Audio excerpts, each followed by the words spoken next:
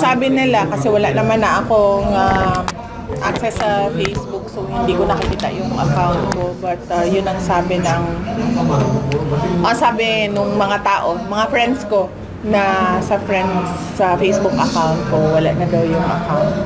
So, anong wala tayong action doon? Tatawag mo tayo sa Facebook? Gawa na ng bagong account.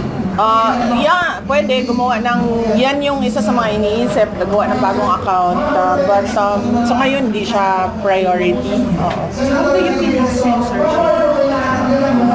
Sa kanila, sa Facebook. Sinesensor yung account. Well, alam nyo, Facebook is not public property, so they have all the right kung anong gusto nilang gawin sa negosyo nila.